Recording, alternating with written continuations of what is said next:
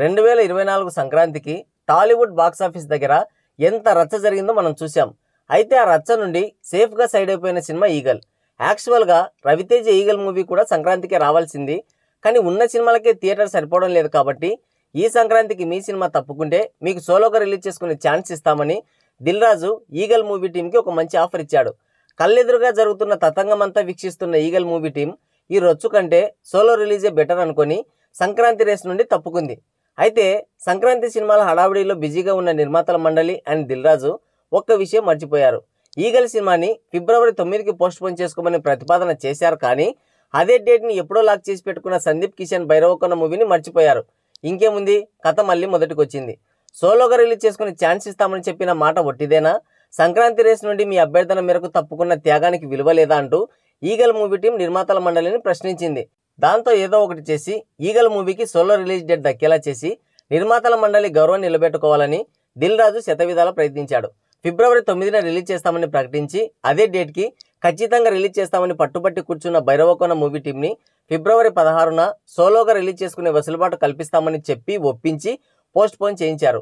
ఇదే ఫిబ్రవరి 9న రిలీజ్ అవుతున్న యాత్ర 2 తమిళ్ డబ్బింగ్ మూవీ లాల్ సలాంలతో తమకు ఎలాంటి ఇబ్బంది ఉండదని ఈగల్ మూవీ టీం చెప్పడంతో ఈ కాంట్రవర్సీకి తెరపడింది. యాత్ర, లాల్ సలాం మూవీస్ రిలీజ్ అవుతున్న ఈగల్ మూవీకి ఎక్కువ థియేటర్స్ దక్కేలాగా ప్లాన్ చేస్తామని హామీ ఇచ్చింది నిర్మాతల మండలి. అంతా బాగుంది, కానీ సంక్రాంతి టఫ్ కాంపిటీషన్ నుండి తప్పుకొని సోలో రిలీజ్ డేట్ కావాలని డిమాండ్ చేసి ఇప్పుడు అదే సోలో రిలీజ్ కోసం ఫైట్ చేసి ఈగల్ మూవీ టీం ఏం సాధించినట్లు?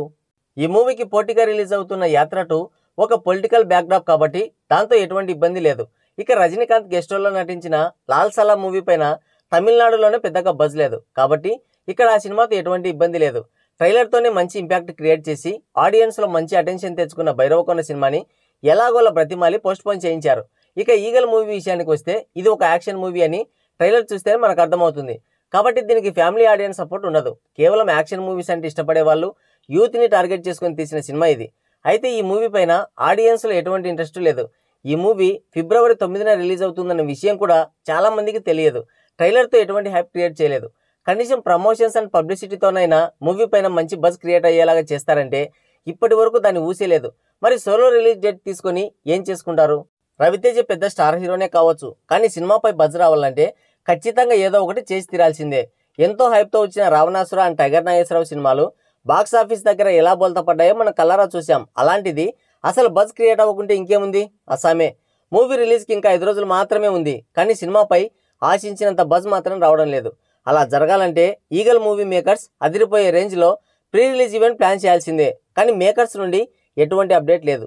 ఈ మూవీకి డైరెక్షన్ చేసిన కార్తిక్ ఘట్టమనేని స్టార్ డైరెక్టర్ కాదు కాబట్టి ఈ సినిమాపై అతని ఇంపాక్ట్ ఏమాత్రం ఉండదు.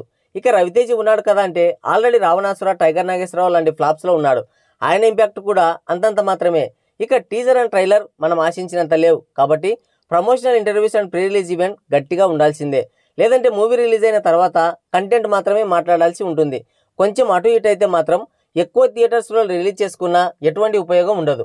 లాస్ట్కి చిల్లర ఖర్చులు కూడా రాకపోవచ్చు. చూద్దాం ఈగల్ మూవీ టీం ఏ విధంగా మనకి ఎంటర్టైన్మెంట్ ఇస్తుందో. అంటే హిట్ అయితే బెస్ట్ థియేటర్ ఎక్స్పీరియన్స్, ఫ్లాప్ అయితే బెస్ట్ ట్రోలింగ్ స్టఫ్. మరి ఏం జరుగుతుందో తెలియాలంటే ఫిబ్రవరి 9 వరకు ఆగాల్సిందే. అయితే డిజాస్టర్స్లో ఉన్న రవితేజకి ఈసారి బెస్ట్ కంబ్యాక్ మూవీగా ఈగల్ మూవీ నిలబడాలని మనస్ఫూర్తిగా కోరుకుందాం. సో ఇది వీడియో. ఈ వీడియో పైన మీ అమూల్యమైన అభిప్రాయాన్ని కింద కామెంట్ సెక్షన్లో కామెంట్ చేయండి. మరోసారి మరో ఇంట్రెస్టింగ్ వీడియోతో మళ్ళీ కలుద్దాం. Thank you, take care, bye bye.